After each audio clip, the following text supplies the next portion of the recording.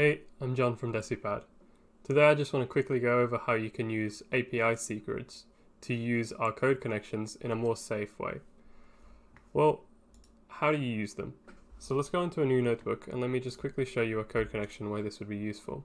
If we head on over to integrations and then code, let's make a request to this API, which is fixer.io, and this just gives us financial data. So I want to make this request to get the exchange rates between euros, USD, Canadian dollars, and Japanese yen.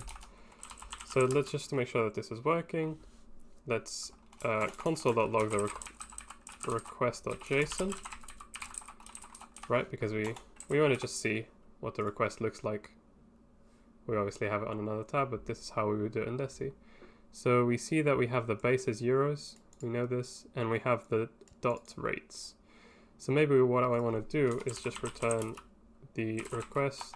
Let's first of all, let's save that into a variable. Const data equals await request.json, and let's return data.rates.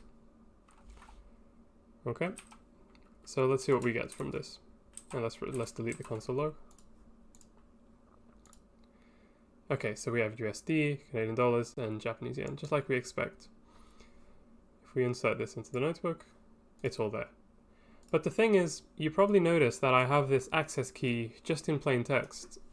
And this isn't very good because, well, it's in plain text, it's stored in the notebook, and if I share this notebook with anyone, they'll be able to see my API token. So how can we fix this? First of all, let's just copy the value of the access key. And let's go back to our workspace.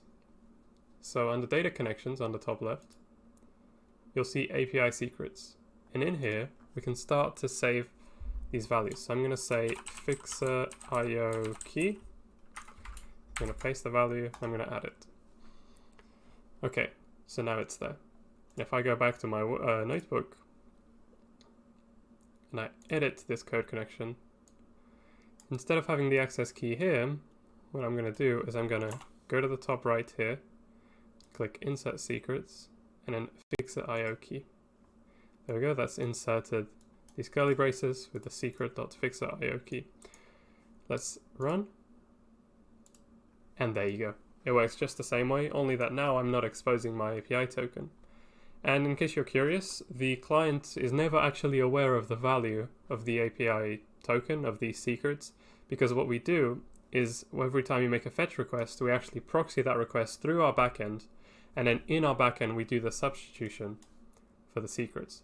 So this way the client is never actually aware of the value of the secret. Okay, if we run again, just to make sure it's all working, there it is. And just to demonstrate, if I was to say delete this and go into the notebook again, so we'll see that data is still here because it caches the last known result, but if I refresh, you'll see that the data is still here, and the reason it's here is because if you were to run this, you'd actually get a warning that no value was returned. And when no value is returned, we make the decision to just keep the previously known good value, so this here will never be overridden unless you get another good value or you delete the block itself. So this way you can always maintain a stable notebook. Okay, that's about it. Thank you for watching, and I'll catch you in the next one.